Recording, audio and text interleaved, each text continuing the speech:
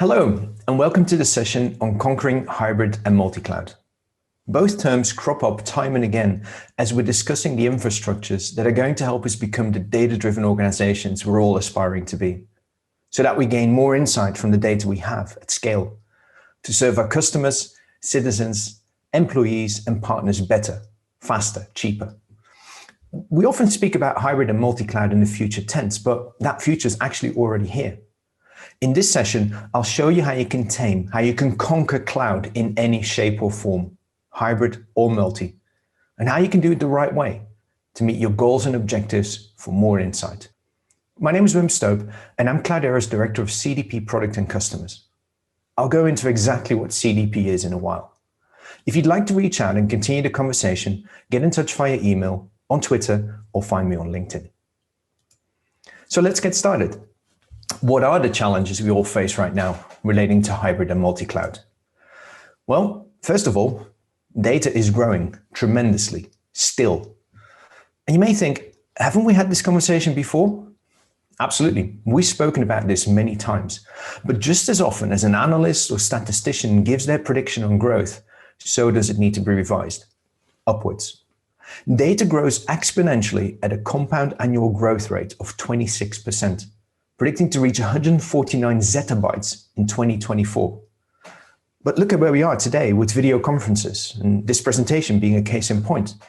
There's the rollout of 5G all over the place. It all generates more data, different data, unstructured data. It's whipping up into a storm. Now, companies need to leverage all that data to figure out how to have better, more virtual relationships with their customers, their employees, and their partners. But the problem is that data is all over the place. For many reasons, organizations end up with a host of places where they manage it. And that's exactly the problem. How do you consistently manage something that's in different systems and often on different infrastructures? And each of these has its own way of doing it. No single framework. That means lots of manual effort in order to try and keep some level of consistency. And if it goes wrong, the impact is significant, both inside as well as outside the organization. Now, Gartner already predicted that this way they would come. Hybrid and multi-cloud are notoriously hard to tune, hard to control in terms of costs, and even harder to integrate. Enterprise IT, trying to keep some level of control, can't meet the business needs fast enough. And yet, we all drive towards hybrid. Just as an offside, what is hybrid cloud? Well, hybrid cloud is a computing environment that uses a mix of on-premises, private cloud, as well as third-party public cloud services with orchestration between the two platforms. By allowing workloads to move between private and public cloud as computing needs and costs change, hybrid cloud gives businesses greater flexibility and more data deployment options. And that's perfect to deal with that data growth. Yet, although cloud presents a perfect opportunity when it comes to flexibility and agility, going all public cloud is not an option for most organizations. There are cost implications, security, performance, compliance.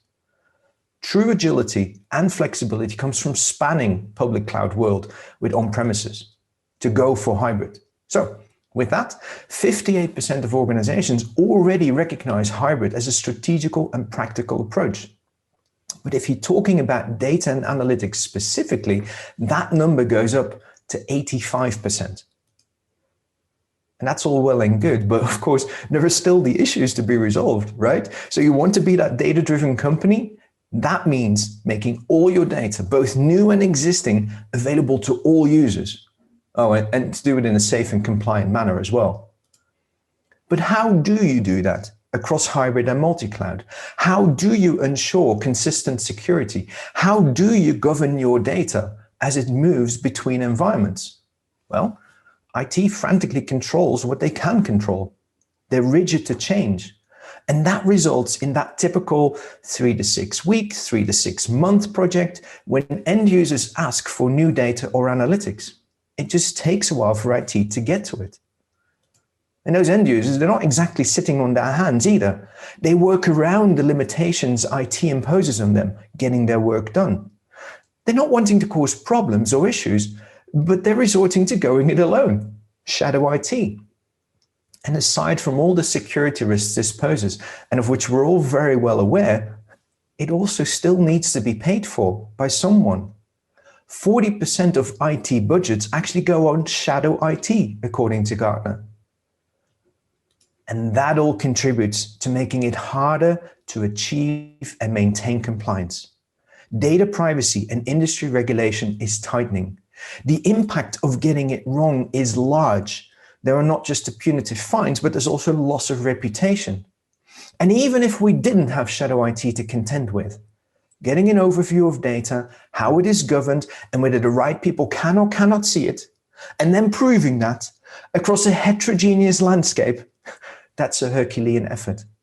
For financial services firms, the annual cost to achieve and maintain compliance is around $31 million. Regulation and compliance has its cost. Now, granted, they are the most heavily regulated industry, perhaps, but even if I look at something like media, it's still $8 million a year. And that brings me back to the crux of becoming that data-driven organization, of getting value from the ever-growing data estate that you have at scale and at speed.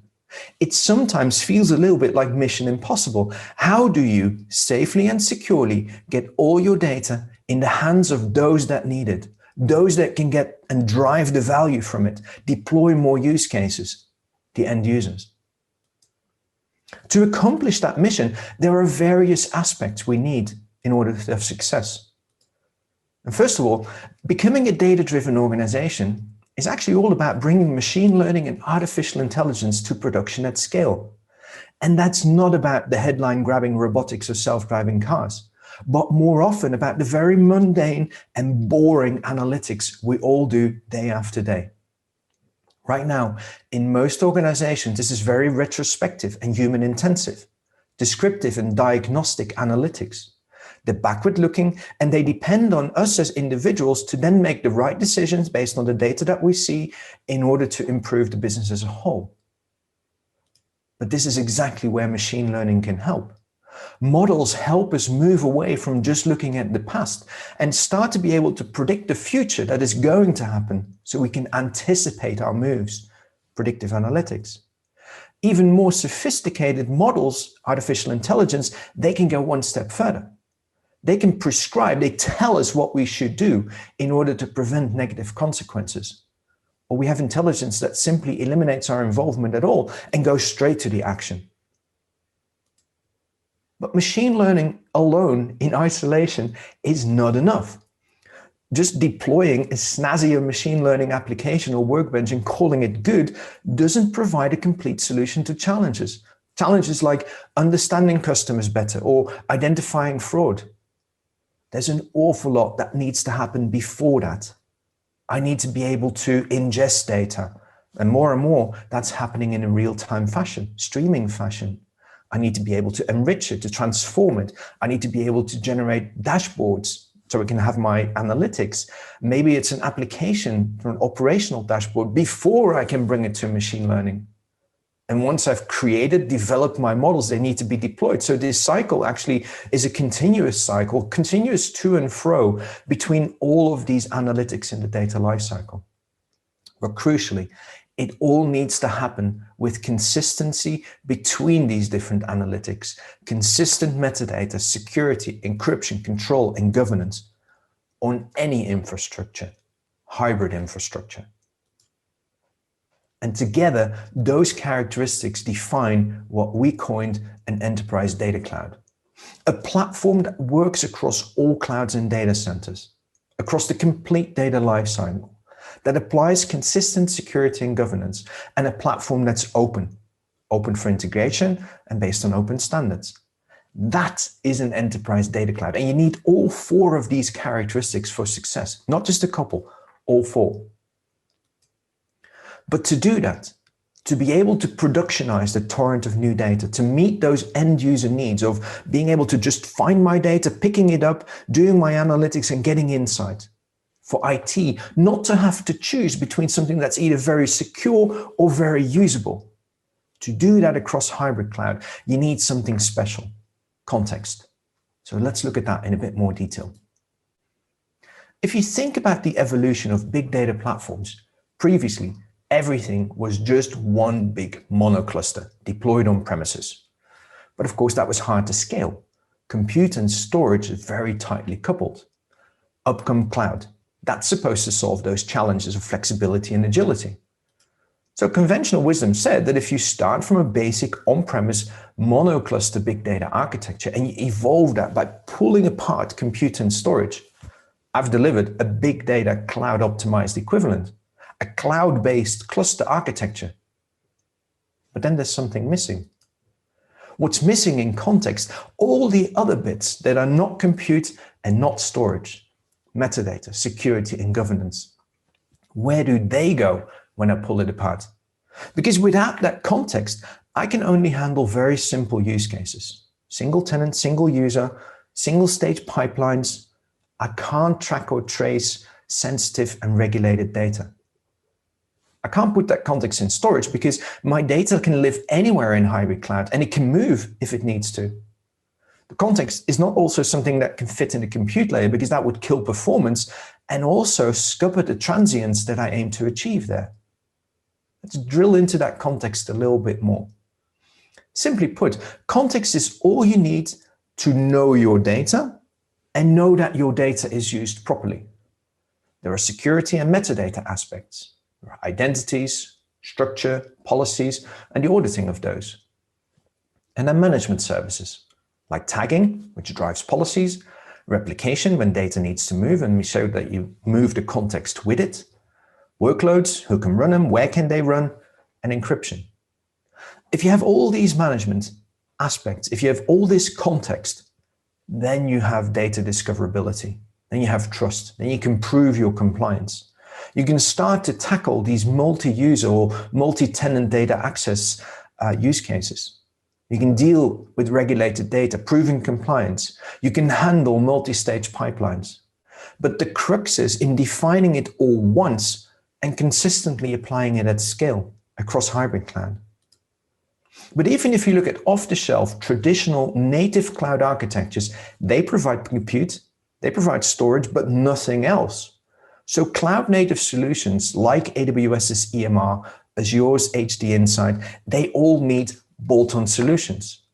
Glue, Synapse, Purview, they're all afterthoughts to managing and persisting context. But there is a better way, another way. That's where Cloudera is different. We provide a cloud-native hybrid data architecture, an enterprise data cloud. So whatever the form factor, we provide a cloud-optimized architecture that separates compute, storage, and context. Context as an always-on service, always-on identity, schema, policy, and auditing.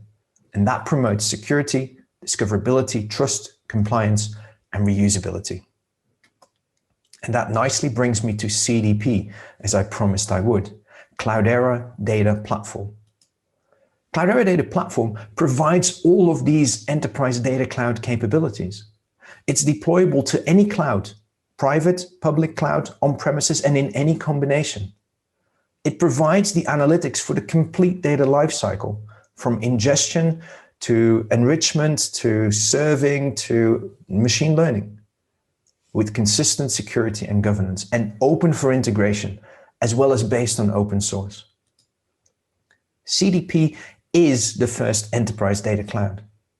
It provides analytics that end users can launch directly or IT can tune to meet the needs of very specialized use cases. Deployable to all infrastructures, based on community open source, and very importantly, with a shared data experience that delivers consistent context. That's SDX, the shared data experience. And it delivers 5 key capabilities. It all starts with metadata, the complete range of metadata, not just structural and technical metadata, but also how it is used, operational metadata, driving things like lineage, social metadata, capturing the knowledge inside your organization of how different pieces of data are brought together in order to get the job done, business metadata. We all do these analytics in a business context. So what does it mean from a business context? All this metadata together allows you to build trusted, usable data assets. There's security, with dynamic fine-grained access control applied consistently across all clouds and data center to ensure the right people have access to the right data at all time. Fully transparent encryption across the full stack for data at rest as well as in motion.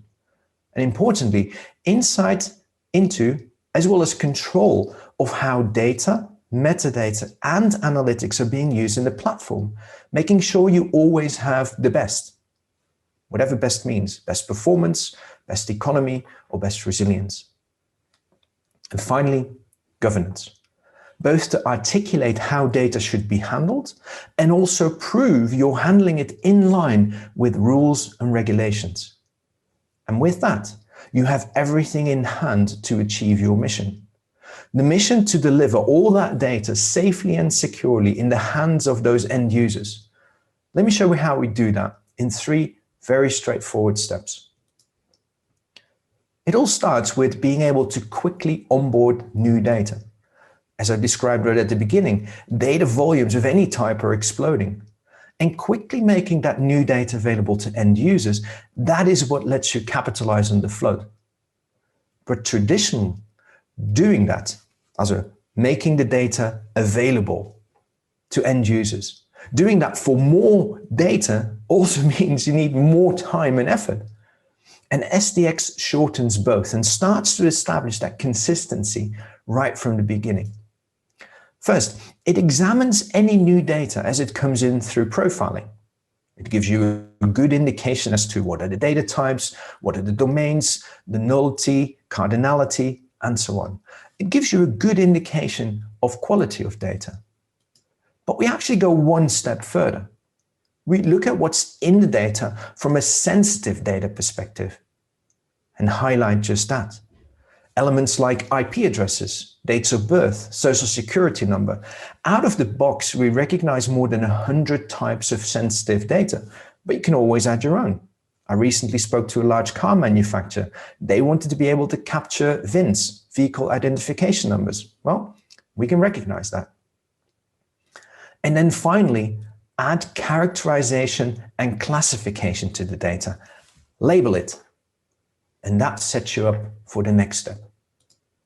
Because with those classifications in place, you can start to deliver this multi-user data access.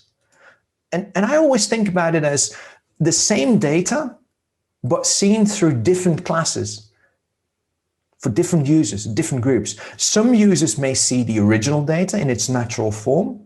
Others may see it anonymized, redacted. And others, again, they don't have access at all. It prevents you from having to solve data access problems by crafting multiple views in the database, for example, for different combinations and permutations of users and data. Or other workarounds I've seen, like spinning up different clusters in order to separate users. But what about derived data? It's all well and good being able to identify your data as it comes on, but as you are using it across the data lifecycle, it starts to be derived. Capturing data lineage across the complete platform, from the edge to AI, on all of those hybrid cloud deployments, that allows you to track your data wherever it goes. And the critical aspect is then that this classification, and with that, the access control that's triggered off it, moves with it. And that means you can now safely and securely open up more of your data to more of your users. Regardless of how data moves through the lifecycle, your access rules continue to apply, even as data moves between deployments. You've achieved consistency across all analytics, across all deployments, across hybrid and multi-cloud. You've accomplished your mission. In fact, you've created a degree of flexibility you previously never had. You can now make sure you always have the best possible deployment. As business needs change, and they now change faster than ever, the business definition of best also changes. It can swing between best as most economical, best as most performant, best as most resilient, or anything else that's important for your organization. Now, if you can move your analytics, data, and resources virtually at will To always have that optimum, that best fit, what would that do for your business? For being able to deploy more use cases, for being able to take advantage of and move between different infrastructures, for getting value from data faster and making better data-driven decisions. And there's a bonus to be had from establishing consistent security and governance. Good governance and consistent security, they have a tremendous side effect. They lead to compliance, whether for industry regulation or data privacy. It becomes a near side effect, and it prevents you from having to tackle every compliance project as if it were a new one, preventing those financial penalties, increasing trust both inside as well as outside your organization, but led through good governance, through better insight. And consistent data context also ensures CDP can deliver some very unique capabilities. There's intelligent deployment. With insights into metadata, operational metadata, and how workloads perform, we can make recommendations on how they can be deployed better. How suitable is a workload to be deployed to the cloud, for example? Or how should a query be rewritten for better performance? Also, and this is really taking full advantage of hybrid cloud, bursting to cloud. Supplementing resources in your data center with those that are in public cloud. Only for the few hours or days that you need them, but without breaking that data context. So with consistent security and governance, as data moves, context always moves with it. And we've done it before. Cloudera has hundreds of customers who all use our platform to become the data-driven companies they always wanted to be. We've allowed them to turn data into insight for better and faster decisions, to help them grow their business, connect it, or protect it. Telcos, for example, use a complete data lifecycle to create models that identify those customers most likely to churn to another provider and what they can actually do to keep them. We enable predictive maintenance for a range of manufacturers, ranging from those that create helicopters and those that do mining equipment. And we also help organizations reduce that cost of regulatory compliance. Remember, 31 million per year for the financial service industry, as well as identify fraud and prevent it from happening. Let's look at a couple of examples. And these range all the way from HelloFresh, who uses deep customer insights to grow their business. And in fact, in this challenging time, they make it easy for us to stay fed and healthy without having to leave home. They deliver our shopping right to the door. Or Faurecia, they manufacture parts for some of the biggest car manufacturers. And they implement zero defect manufacturing based on the vast streams of IoT factory data that they have. And the last one, no doubt you know, MasterCard. Not only are they making the whole payment process more secure through the implementation of PCI DSS, but they also are able to unlock new revenue streams and identify and prevent fraud in real time. They all have something in common. They and the hundreds of other customers all use Cloudera to become more data-driven. So let's bring things to a close. Conquering hybrid and multi-cloud is within everyone's reach and will allow you to take advantage of the flood of data while also benefiting from extreme flexibility. Start with an enterprise data cloud that lets you deploy to all clouds and provides the analytics for the data lifecycle so you can drive machine learning and analytics to production at scale. Your enterprise data cloud must also enable that consistent data context. The single layer where metadata, security, and governance come together so that it can be consistently applied everywhere. One definition, done. Because then you can safely and securely get all your data in the hands of those that need it, the end users, to deploy more use cases, to deliver more insight, to become the data-driven company you always wanted to be. And with that, thank you very much for your time. I look forward to hearing from you and continuing the conversation. Bye-bye for now.